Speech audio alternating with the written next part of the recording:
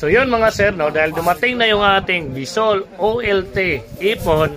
So, first time gagamitin ko ngayon. Wala pa akong idea kung paano siya gamitin. Samahan nyo ako para makita nyo rin kung ano yung mga gamit ko.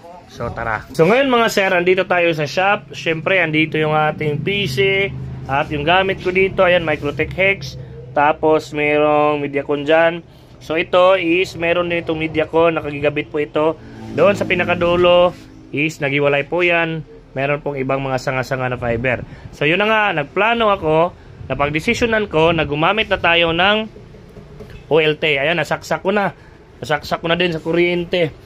Yan, so actually nag-YouTube din ako kung paano siya gamitin. Wala pa talaga akong idea, pero halos na kumpleto ko na yung mga gagamitin.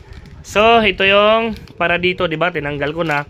Pero kita niyo naman, hindi pa yan na-open, no? So mag-explore pa tayo, mag-search tayo sa YouTube kung paano yan. Halos kumpleto naman yung gamit ko. Andito yung aking, yan, yung mga splitter natin. Ayan, yung splitter natin. Meron siyang ratio. So wala akong idea kung ano yung mga ratio na yan. As in, explore ko pa. So gusto ko lang i-vlog para sama-sama tayo.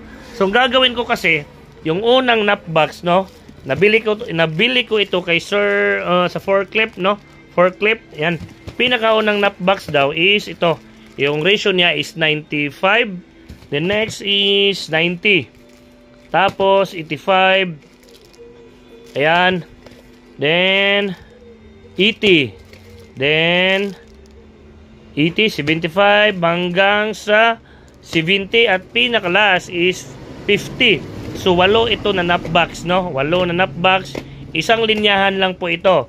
Yung pinakaunang i-deploy ko, itong 95. Tapos kasunod ito. No, mangyayari, depende na sa inyo, depende na sa akin kung gaano siya kalayo. Pwedeng 200 meters, unang latag 200 meters, pangalawang latag pwedeng 500 meters, pangatlong latag pwede 1 kilometro. Depende na sa area, no?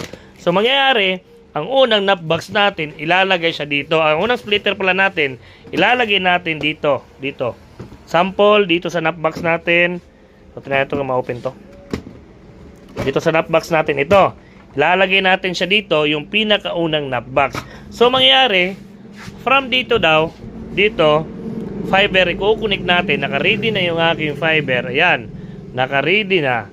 Pero yung nut box natin, hindi pa. So gagawa tayo ng separate video para makita nyo.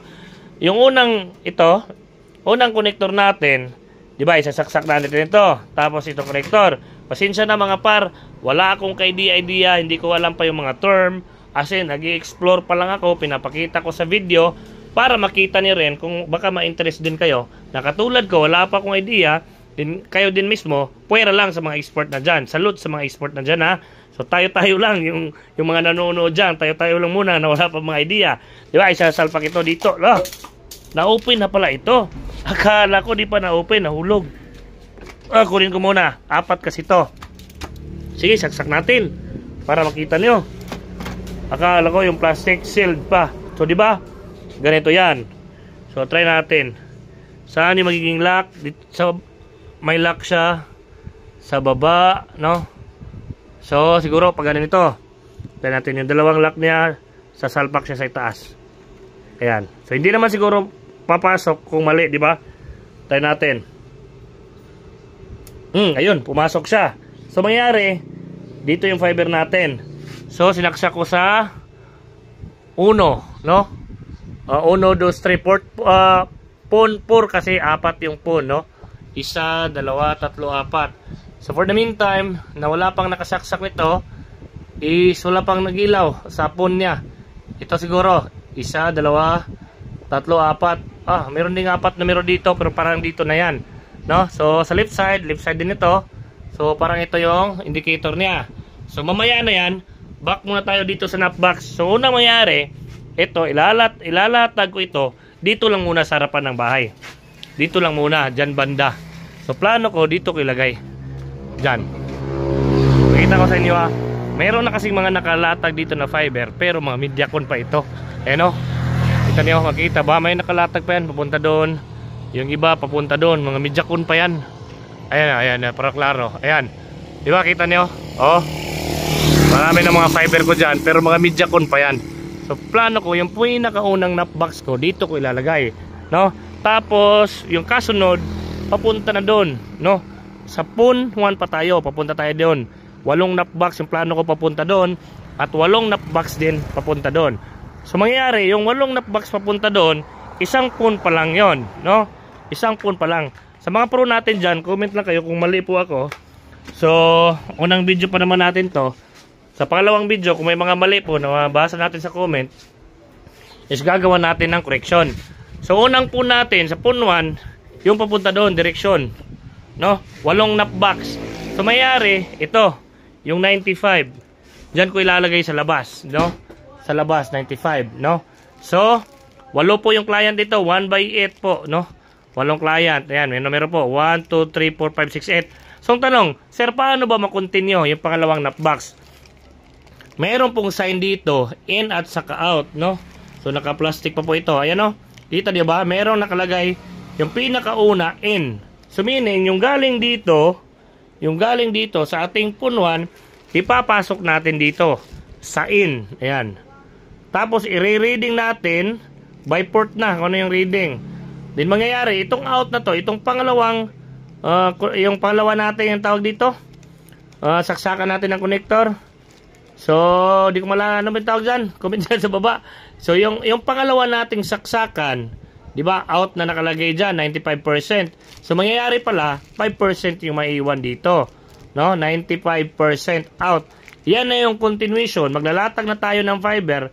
Dito natin isasaksak sa out. At yung continuation niya na fiber, papunta doon. Estimate ko, nasa 1 kilometer kasi yung next latag ko. Papunta na yun doon sa 90. Itong ratio niya. Itong FBTC 90, no? At yung out niya, itong una, yung out niya, isasaksak natin sa in, no? So, pasensya na mga par, kung wala pa tayong ka-idea tapos binablog natin. Gusto ko lang kasi genuine yung ating latag ngayon, makita niyo step by step, no? At kung magtatanong kayo kung ano yung pinaka-source ng internet natin dito, is nag-a-apply pa po ako, wala pang internet dito. Yung unang gamit ko kasi dito, naka-Starlink po ito. So mag-a-apply pa ako ng PLDT, no? Business, no? Yung gagawin natin. So mag-a-apply tayo ng PLDT business, no? Yung hindi tayo residential, no? Kasi baka hindi kayanin. So advice ng mga tropa natin, ng mga nauna, yung po yung for business na internet connection. So mag-a-apply ako ng PLDT dito. Tapos sa PLDT naman, for temporary, hex yung gagamitin natin, no? Hex. Tapos yung hex naman, nakasit siya sa nakasit yung port niya, PPPoA, yung LAN 2, 3, 4, 5, PPPoA. Then dito na natin 'yan. Ibabind natin siya sa ating OLT.